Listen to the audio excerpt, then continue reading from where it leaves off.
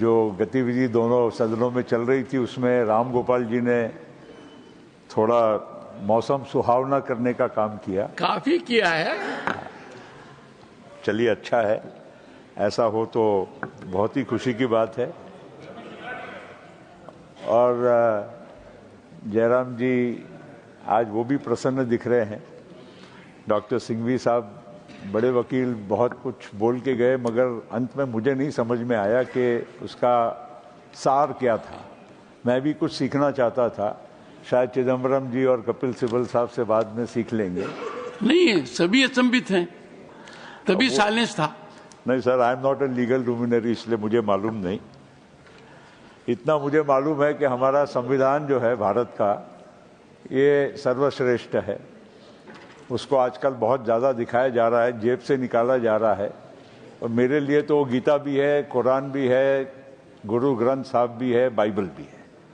और उसी के शपथ लेकर आप भी बैठे हैं, सभी बैठे हैं, और हम सभी संसद सदस्य बैठे हैं।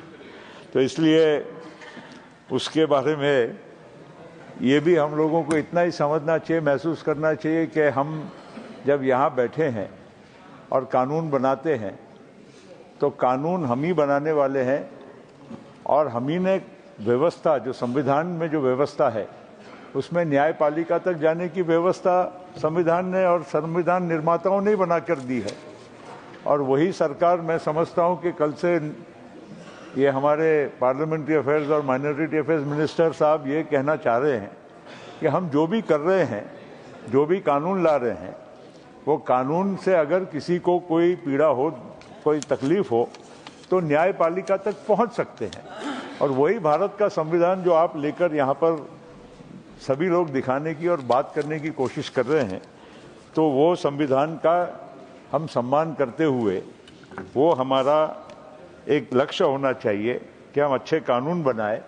और ये कानून भी अभी सिंघवी साहब कह कर गए कि ये कानून भी संविधान गैर संवैधानिक है, ये इसको स्ट्राइक डाउन कभी ना कभी कोर्ट करेगी। तो फिर हम लोगों ने कानून बनाने नहीं चाहिए, फिर कोर्टों ने ही कानून बनाने चाहिए और हमने उसको लागू करना चाहिए। ये ऐसी कभी ये विसंगीता नहीं चल सकती। साहब, हमारा कुछ लोग बोल रहे थे मज़हब के बारे में कि बहुत ये मज़हब से खिलवाड़ हो रहा है। मज़हब से तो सर 1947 में ही हो चुका जो भी होना था। और आज जो मज़हब के नाम पर जो मुल्क बना, उसकी हालत देखिए, वो किस दलदल में फंसे हैं। और आज हम जो भारत में सेक्युलर डेमोक्रेटिक भारत जो हमारा है, आज कितनी ऊंचाइयों तक पहुंच गया है। 5वीं विश्व में सबसे बड़ी अर्थव्यवस्था बन गई है, आगे जाके तीसरी अर्थव्यवस्था बड़ी बनेगी। तो ये भारत, ये हमारा, और वक्फ उसी का हिस्सा है मेरे भाई, कोई इसमें कोई टोका टोकी मत करिए। मेरा ये कहना है कि सबको आगे बढ़ना होगा, और आगे बढ़ाने के लिए प्रधानमंत्री जी भी वही कहते हैं, सबका साथ, सबका विकास, सबका प्रयास और सबका विश्वास। और देखिए, कोई भी यहाँ बैठा है, और आप भी बैठे थे जिसके हिस्सेदार हम भी थे, तो हम भी तो इसी संविधान के तहत चुनाव हुए, चुनाव में जीते, लोगों का विश्वास मिला, तभी तो हम यहाँ पर बैठे हैं। और इसीलिए ये सब बातें फिजूल की करने का मतलब नहीं है। और आपने तो बहुत शॉर्टकट ले लिए हैं। अभी जो हमारे मित्र यहाँ से अभी बोल कर गए, उनके नेता कहते थे कि बाबरी मस्जिद अगर किसी ने गिराई है तो मेरे शिव सैनिकों ने गिराई। बंबई में, मुंबई में जब मुसलमानों पर बड़ा नरसंहार हुआ, दंगे हुए, तो किसने किए और किसने कराए। आज आपको सोचना चाहिए कि आप किसके साथ बैठे हैं। सत्ता लेने के लिए आपने, सत्ता चाहिए थी, इसलिए आपने भी उनके साथ हाथ मिला लिया। तब आपको भारत का संविधान, तब भारत के हमारे मुसलमान भाइयों का, गरीबों का, तब आपको विचार नहीं आया। अब आपको याद आ रहा है। और इसीलिए वो सब ठीक है। अब आप तब वो पार्टी में थी, तब आपको मालूम नहीं है इतिहास, आपको मालूम नहीं है। आप वो पार्टी की स्पोक्समैन थी। Priyanka, don't get agitated. Come on. Nothing else will go on record except what Prophet Patel said. Expunge कराइए, देखिए, she has to be more loyal than the king. You see, दिखाना पड़ेगा। मुझे कोई जरूरत नहीं है, हम हमारी जमीन समझते हैं और हमारी जितनी औकात है, जितनी हमारी जमीन है, उसके हिसाब से ही हम चलते हैं साहब। हमारे देश में हम मजहब की बात जब करते हैं तो नेचुरली जज्बात बहुत उमड़ के उठ के आते हैं, होता भी है। देश हमारा अभी मुल्क अभी 1947 से अभी 78 वर्षीय हुए और किसी भी एक इतिहास की बात होती है। अभी हम जब वक्त की बात करते हैं और यहाँ ज़मीनों का ब्यौरा दिया गया कि कितने वक्त की प्रॉपर्टीज थी, कितने एकड़ ज़मीन थी, आज कितने एकड़ ज़मीन है, आप लोगों को भी मालूम है कि ये सब पूर्वक ये इतिहास का जो एक पन्ना था उसका ये पार्ट है।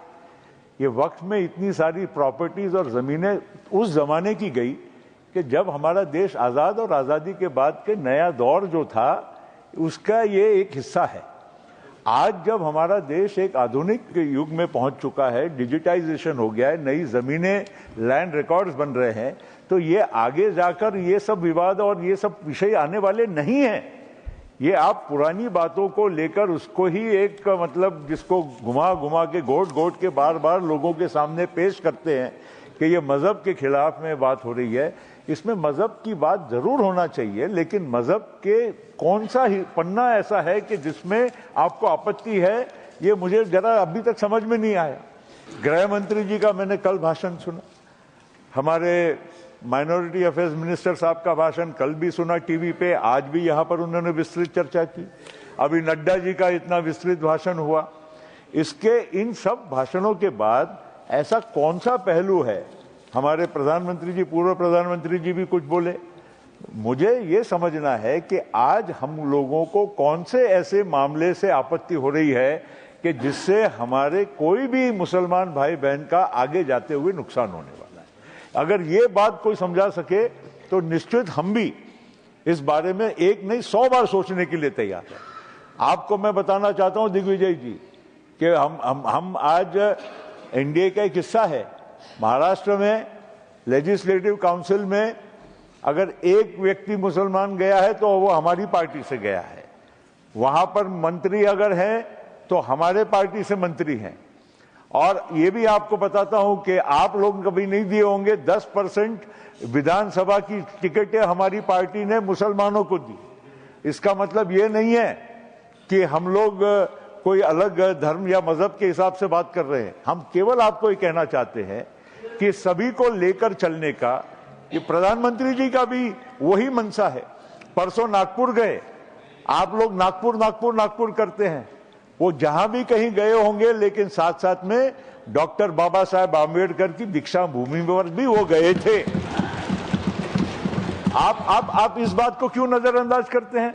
आपको जो पसंद आएगा, आप लोगों के, मैंने टीवी पे कई लोगों के, अलग अलग लोगों के मैंने वक्तव्य देखे।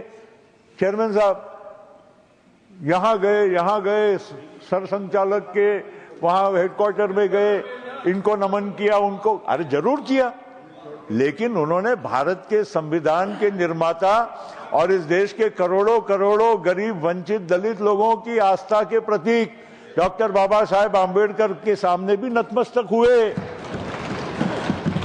और यही तो भारत का संविधान, वही तो वो सभी तो वही कह रहे हैं।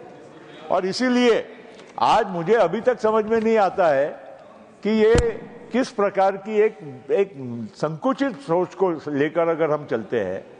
आज पाकिस्तान में, बांग्लादेश में और इंडोनेशिया और तुर्की और अनेक देशों के हमारे नड्डा जी ने यहाँ पर उदाहरण दिए, वो लोग अपने आप को समय के अनुसार चलने की कोशिश करते हैं और हम जानबूझकर एक समुदाय को बार बार नीचा दिखाने की या उनको एक अलग तरह से समाज में उनके प्रति सोच बनाने की क्यों हम कोशिश कर रहे हैं? हम लोगों को ऐसा नहीं करना चाहिए। और इसीलिए आप लोग इस तरह से मजहब, देखिए हमारे देश में सबसे बड़ी समस्या आज तक जो रही है, मजहब से भी ज्यादा हजारों वर्षों से हमारे यहाँ पर हमारे एक जातीय व्यवस्था, वर्ण व्यवस्था जो हमारे यहाँ देश में चलते आई, वो हजारों साल से है।